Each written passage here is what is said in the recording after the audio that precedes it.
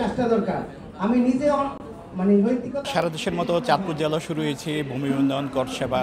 এই উপলক্ষে চাঁদপুর সদর উপজেলা পরিষদে 3 দিনব্যাপী ভূমি উন্নয়ন কর মেলা শুরু হলো। এখানে মূলত যারা ভূমি সেবা নেবেন, অর্থাৎ কিভাবে খাজনা দাখিল করবেন, কিভাবে জমির মালিকানা বুঝে নেবেন, অর্থাৎ সরকারি যে পরিষেবাগুলো আছে ভূমি সংক্রান্ত সেই বিষয়গুলো মূলত এখানে আয়োজন করেছে। মূলত প্রকৃত ভূমির মালিক যারা আছেন এই প্রযুক্তির যুগে কিভাবে তারা ঘরে বসে তাদের ভূমি সংক্রান্ত করগুলো আছে সেই করগুলো পরিশোধ করবেন। একই সঙ্গে মিউটেশন অর্থাৎ জমির মালিকানা এবং খাজনা দাখিলের যে বিষয়গুলো আছে সেগুলো তারা কিভাবে নিজে কোনো মধ্যস্বত্বভোগী ছাড়াই সরাসরি নিজে এবং অফিসের সঙ্গে সংযোগ স্থাপন করে সেবাগুলো ভোগ করবেন, সে নিয়ে কিন্তু মূলত এই ভূমি সেবাটি হচ্ছে।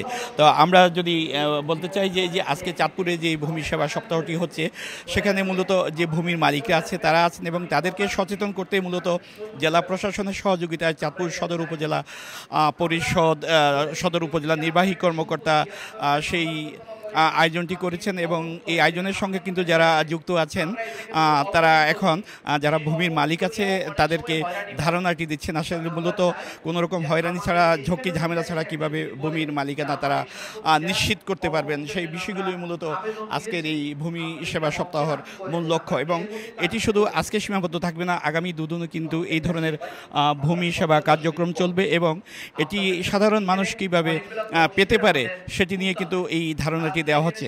জায়গাটা এখন আমাদের নামে হচ্ছে, এটা আমরা সবচেয়ে বেশি উৎসাহ এটাই যে আমাদের পায়ের তলে মাটিটা আমাদের নিজের নামে হচ্ছে।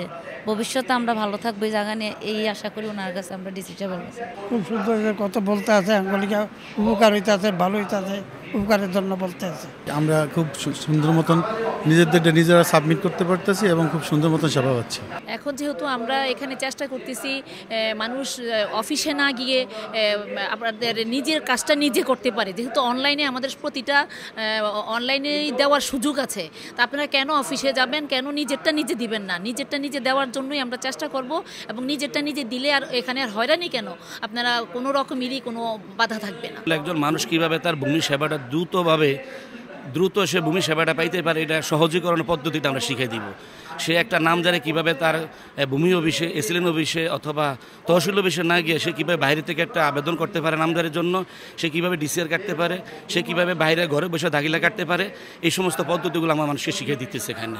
চাঁদপুরে এই ভূমি সেবা সপ্তাহ উপলক্ষে শুধু যে যারা ভূমির মালিক আছে তাদেরকে সচেতন করা হচ্ছে না, এর সঙ্গে শিক্ষার্থী যারা আছে শিক্ষার্থী নিয়ে কিন্তু প্রশাসনের একটা ভাবনা আছে, অর্থাৎ পরবর্তীতে তারা তারা কিভাবে এই ভূমির মালিকানা বিষয়গুলো অর্থাৎ খুঁটিনাটি বিষয়গুলো তারা জানতে পারবে, সেই বিষয়গুলো কিন্তু তাদের ধারণা দেওয়া হচ্ছে।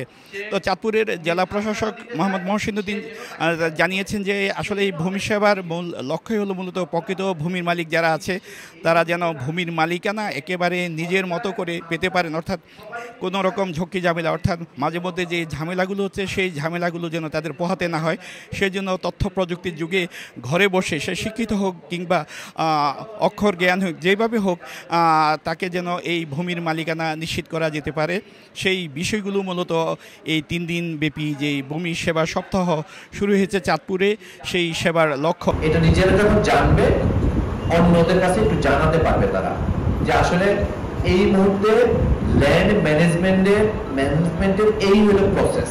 আমরা সমাজের বিভিন্ন জন মানুষজনের কাছে যাচ্ছি, এইখানে তাৎক্ষণিক আমরা সেবা দিব, এইটা আমাদের মূল উদ্দেশ্য নয়।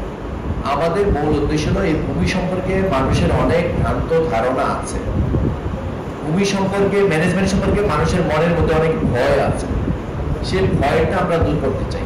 এখানে দেখতে পাচ্ছি যে আসলে অসংখ্য সরকারি কর্মকর্তারা আছেন যারা বিভিন্ন বুথে অংশ নিয়েছেন এবং তারা এই তথ্য প্রযুক্তির মাধ্যমকে ব্যবহার করে তারা ভূমির মালিকদের পরিষেবা দেওয়ার জন্য তারা চেষ্টা করছেন।